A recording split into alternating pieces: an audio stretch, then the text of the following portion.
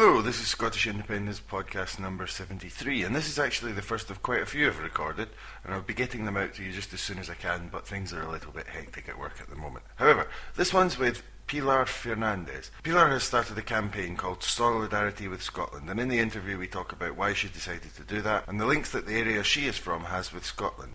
She's from Galicia and she has a Scottish husband, and she's a regular visitor to Scotland as well.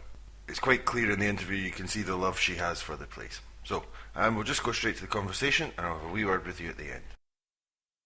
Hi, Pilar, how's it going? Hello, Michael. Very well, thank you. Thank you for inviting me to participate in your podcast. No problem. You're in a different part of the world from most of our usual guests. Would you like to explain? Well, I have some connections with Scotland because personally, I'm married to a Scot, so it's quite easy to understand why I'm so connected to Scotland. I have relatives and friends in Scotland who are now deciding their vote. And the possibility to live in Scotland is always on the table. And, I've been together with my husband and I, we've been together for almost 13 years, but my connection with Scotland started many years before that, because I received my first card when I was 13 years old from a Scottish friend who was living and working in Galicia. So we know very well the difference between England and Scotland. At home, we always knew about the Scottishness. Well, apart of my personal reasons, obviously I do believe in self-determination myself. I do believe in sovereignty. And I do so in Galicia, the common sense to defend the same values for Scotland is the normal thing, is common sense. So that's my reasons to be so involved in this process. And I started with my first idea to create a stronger link between Galicia and Scotland. And I created my blog, ponte entre, Galicia and Escocia, the bridge between Galicia and Scotland.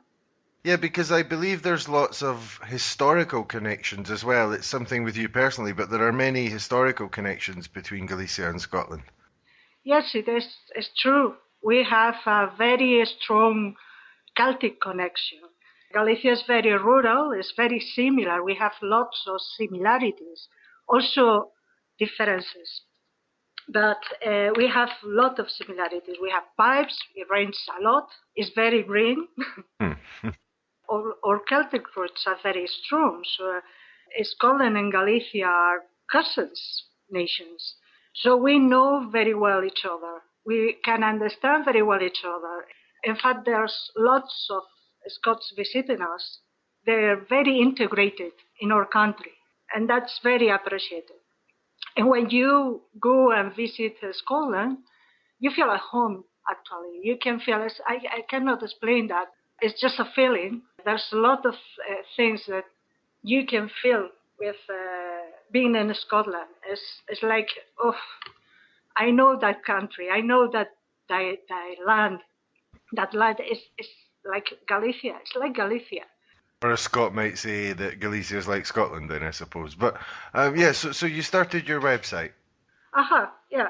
I started my website because there were people in Galicia who would like to know about Scotland, and in Scotland wanted to know a wee bit more about Galicia. So I thought it was a great idea to share internet links with news, music, articles, pictures, humor, and showing our similarities and also our difference. But now my blog is more and more political because many people were asking me about the referendum here in Galicia. And I saw that the media in general wasn't reporting what was going on in Scotland.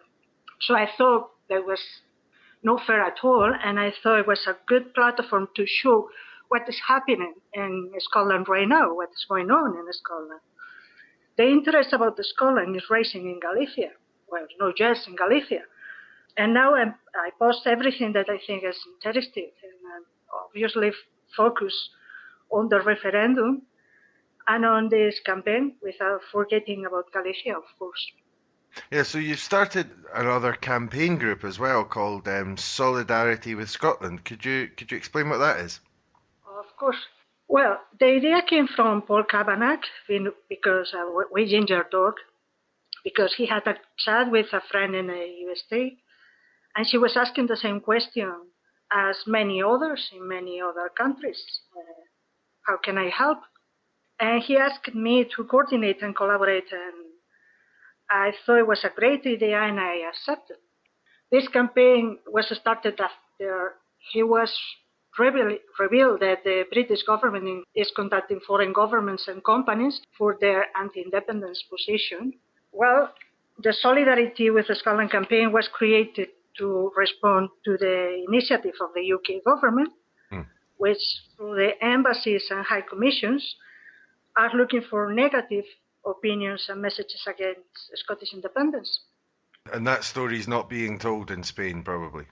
In Spain, especially last year, we've been suffering an invasion of Project Fear news and Spanish media. Every day, almost every day, you could find news about Scotland, telling us about bad things about the Scottish independence, just showing just one face of the process and of the other. The Yes campaign was just disappear on the Spanish media. It's obvious. Well, it's obvious why they would try to do that. Of course. And in fact, we know, well, El Confidencial, which is a newspaper, a Spanish newspaper, published before the referendum was announced, that from the Spanish embassy in London were having meetings with the UK government to try to stop the referendum. So it's a scandal. It's a scandal. It's embarrassing. And then we know that the Partido Popular, the Popular Party, was having meetings with the Tories. And the Tories, obviously, to have a common strategy to stop the Yes campaign. And that's embarrassing for us because you don't like your government to be involved in this kind of conspiration, because I call that conspiration, because there were some secret meetings, okay, and then they have to publish that because the El Periódico gave the breaking news that the Partido Popular was having meetings with the Tories, and I can't remember if in Birmingham or Manchester. I certainly didn't see that story in any of the British papers. Maybe it was there, but I didn't see it. Well, Newsnet Scotland reported that. I have to say that the only thing that the Spanish government should do is be quiet, shut up, take notes, and respect this process. It's the only thing that, because it's a legal and democratic process. So this is what started the Solidarity with Scotland. So what's the aim of the campaign? Well, the UK government is using the devolution unit like a kind of reception for negative message from citizens, companies, governments against Scottish independence. We think it's an abuse and a fraud. We have three principal objectives. The first one is to give a clear message to the UK government that we don't buy its propaganda, and it is time to stop lying about the Scottish independence. Plus, Westminster is giving a very bad image of British democracy, because they pretend to be very democratic, but this kind of behavior is not so democratic. And we would like to get the message out to all the citizens and explain that the Scottish independence won't be a tragedy or a danger for any of us. And Scottish independence will be the result of an exemplary and very democratic process. And there are thousands all around the world willing to remind our governments, especially those who have been interfering since the referendum was announced, that they have the obligation and the responsibility to respect this process and its outcome. Yeah, because one of the things I noticed on your website was these letters written in many different languages for people to send. Well, I have to say we are so happy and we are so grateful because the response was great. We have at least 14 different languages. We call for some voluntary help, and suddenly we have a lot of emails offering to translating such and such language. Well, we're expecting more languages So, now, for example, Romanian, and there's letters. Well, we explain. The thing is, we're really trying to fill the British embassies with messages of support, so the letters are sample letters to make it easier people to send messages. Those letters trying to communicate to the UK government that they can get away with telling lies and spreading false propaganda, and people can send his own point of view, their own point of view about Scottish independence. And because most of the people don't think that Scottish independence will be a cataclysm or an alien attack, or, Scottish independence will be the result of legal and constitutional and democratic process. So the idea is to fill the embassies with positive messages of support and is communicating the concern to the British government about their behavior in all the countries, because we know the UK government is asking for support in Russia, Canada, the European Union, etc. We have to neutralize in some way, because if the UK government want to know about what people think about your Scottish referendum, they should have asked the both, and they have to be prepared to listen to both the negative and positive opinions.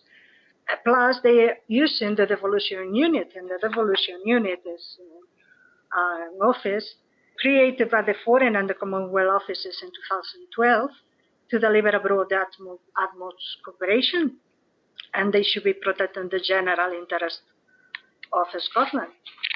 They shouldn't be using this office for this subject. So they try to put pressure and create a bad atmosphere against Scotland, against the Scottish future. And more or less that these letters are saying. it's interesting what you're saying here, because I've heard many commentaries from around the world where people say, Scotland is a magnificent example of a constitutional democratic process, but what you're suggesting is that there are some other things happening under the surface that aren't such a good example. It's not by chance that the number of nations vindicated their own independence is rising. It's a consequence of policies, of austerity policies everywhere, because it's a general strategy. So indeed, you are a sample for any country who has vindicated more sovereignty or more self-determinations. The global tendency to drive austerity policies to destroy the welfare system by privatizing everything they can make the people even poorer and the weakest people be even weaker. Westminster or Spain, for example, are making promises of more devil powers we don't believe in. So if you see what is happening in other countries with autonomy, devolutions or similar, you will realize that there's a general strategy of pre-centralization. And this strategy is the same in all the countries. They tell us that we are living below our means, is the first slogan. They invaded us with numbers and figures that most of the people don't understand. They're telling us that we are better together. They are minimizing the status of any nation by calling them regions. And they're demonizing all those who are against these policies, even with personal attacks. But the reality is they don't respect the cultural identity of these nations, language, democracy, the right of self-determination. For example, in Galicia, we have autonomy. We have an autonomy, as the same case the Basque country of Catalonia. And you have the sample of Catalonia right now. they deserve a referendum, a democratic referendum. And from the establishment, for many years, have been telling us that democracy is the right to vote. But now they deny the right to vote. And they put the Constitution, the Spanish Constitution, as a problem. But for example, and it's more or less similar to the UK, you have the Tories and the Labour, and we have the Partido Popular and the PSOE, the Spanish Labour, more or less the same. And that they work together to change the constitution, that constitution that they say that you cannot touch, is untouchable, you cannot touch the constitution. And in 30 minutes, they decide to change the constitution in terms of debt ceiling. Yeah. So they're better together. They're better together, you know. So if Scotland, well, you're an example, but you're an example not just because of how do you handle the referendum, how the Yes campaign, for example, is giving information. I can realize why from voices of Better Together and Staying, they say that there's not enough information because I try to keep myself very well informed, and I have my own responsibility to find out this information. So if I took my responsibility to find out this information, I know that the Yes campaign is a grassroots campaign, and you're giving me and all of us an example of social mobilization. A fantastic example from different parties, from different organizations. You are all together to achieve an objective, and the objective is look forward and have your own voice, and in Europe and everywhere. And normally at this time, I ask the question of everyone, why do you support independence? But you've explained a lot of that. So, because you're not from Scotland, I think I'll change the question a little bit, and I'll ask you a different thing if that's okay. Because you've said that you've been to Scotland many times. So I always love asking people who aren't Scottish this. What parts of Scotland do you like most? Well, I'm not objective. I'm in love with Scotland. So I love everything in Scotland. I love people. I love Highlands. I love Highlanders. I love music. I love everything. Because you're a great nation. You people are magnificent.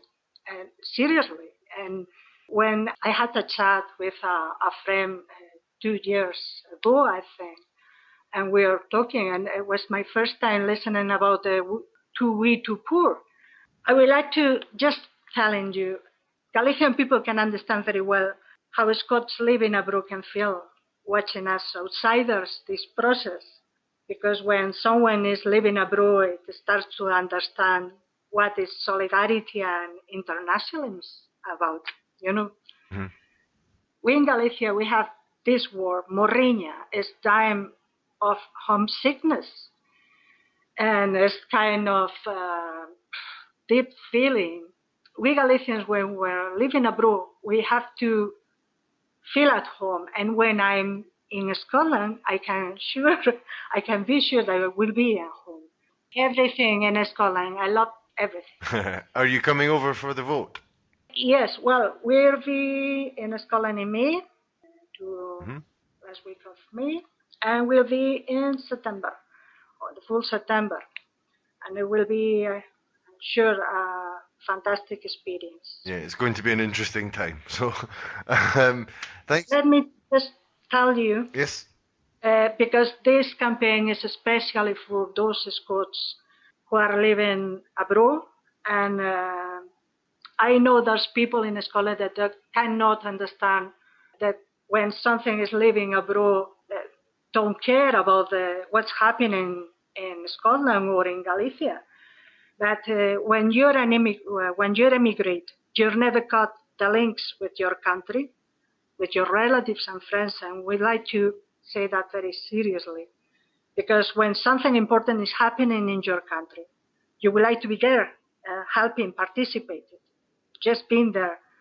So I would like to encourage all those Scots living abroad to get involved in this campaign, and all those friends of Scotland, because this campaign is the perfect thing, the perfect campaign to help our friends in Scotland.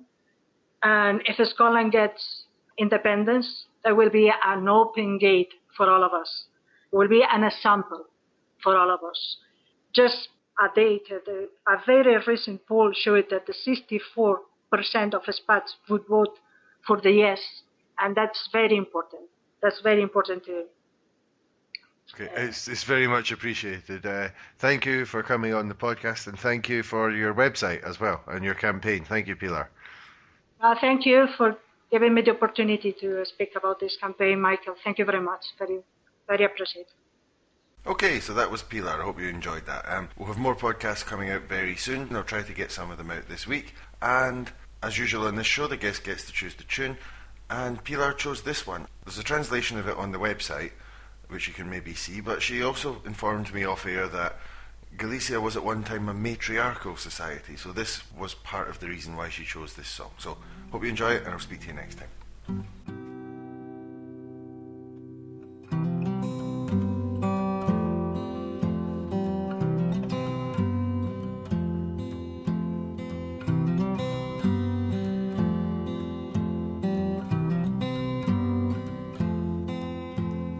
Aquí vine, aquí llegué y aquí me mandaron vir. Aquí vine, aquí llegué y aquí me mandaron vir. Aquí está o meu corazón, aquí está o meu corazón, se o queren recibir.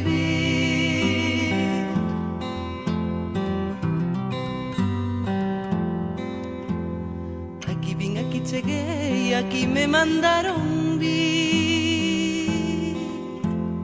Aquí vine, aquí llegué y aquí me mandaron vir.